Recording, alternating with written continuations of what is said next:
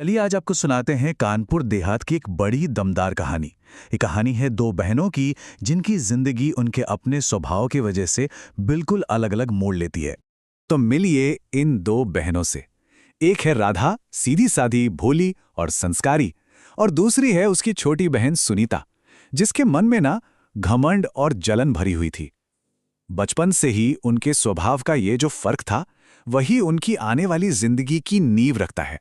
तो अब उनकी जिंदगी में अगला पड़ाव आता है शादी का। और ये एक ऐसा मोड़ था जहां से दोनों बहनों के रास्ते हमेशा हमेशा के लिए जुदा हो गए। राधा को पति के रूप में मिलते हैं राघव, एक बहुत ही नेक दिल किसान। देखिए, राघव गरीब जरूर था, लेकिन उसका ये वादा उसकी दौलत से कहीं ज्यादा कीमती था। ये उसके साफ चरित्र को दिखाता है। और दूसरी तरफ थी सुनीता।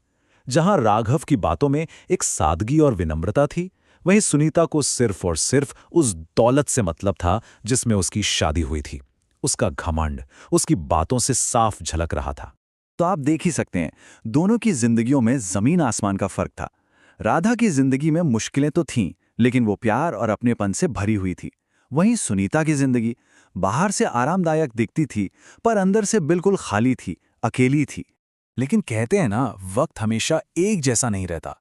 और यहीं से कहानी में एक बहुत बड़ा ट्विस्ट आता है, जब दोनों बहनों की किस्मत पूरी तरह से पलटना शुरू हो जाती है।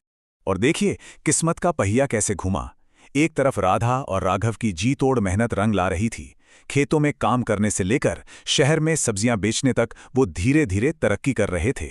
वहीं दूसरी तरफ सुनीता के पति निखिल का कारोबार ठप पड़ गया। वो कर्ज में डूब गया और उसकी वो उधार की दौलत बिखरने लगी। दौलत जाने के बाद सुनीता की ये नई हकीकत थी।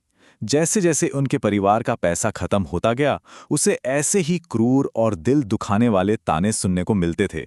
मतलब दौलत के साथ साथ उसका सम्मान भी चला गया था। और अब कहानी अपने सबसे इमोशनल मोड़ पर पहुंचती है, जब एक हारी हुई, टूटी हुई सुनीता के पास अपने घर लौटने के सिवा कोई और रास्ता ही नहीं बचता। सवाल यही है कि जब घमंड टूटता है तो पीछे क्या बचता है।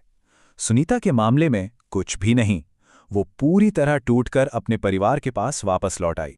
जरा सोचिए उस पल के बारे में, जब सुनीता अपनी सारी दौलत, सारा घमंड खोकर रोते हुए अपने परिवार का सामना करने के लिए मजबूर हो गई थी। ये कहानी का कह सकते हैं एक निर्णायक मोड़ था। ये वो पल था जब सुनीता को अपनी गलती का, अपने घमंड का बहुत गहरा एहसास हुआ। उसने अपनी बहन से माफी मांगी और माना कि ये सब उसके अपने कर्मों का ही नतीजा है। लेकिन राधा का जवाब देखिए, ये कितनी शानदार तरीके से राधा के बड़े दिल और उसके अटूट प्यार को दिखाता है। वो बिना एक पल सोचे अपनी बहन को तुरंत माफ कर देती है और उसे संभालती है। और यहीं से शुरू होती है एक नई कहानी, हिम्मत की, साथ मिलकर आगे बढ़ने की, जहां दोनों बहनें हाथ मिलाकर एक नया भविष्य बनाने के लिए एकजुट हो जाती हैं। तो दोनों ने मिलकर अपनी किस्मत कैसे बदली? पहला कदम था साथ में कड़ी मेहनत करना। सुनीता ने राधा और राघव के काम में हाथ बटाया।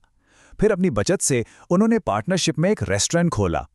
उनकी मेहनत रंग लाई और वे जल्द ही स्टार्टअप आइकॉन गर्ल्स के नाम से मशहूर हो गईं। लेकिन जब सब कुछ ठीक हो रहा था, तभी अतीत का एक साया वापस लौटता है। निखिल, सुनीता का पूर्व पति, उसकी सफलता देखकर उसकी जिंदगी में वापस आने की कोशिश करता है। मगर अब ये वो पुरानी वाली सुनीता नहीं थी।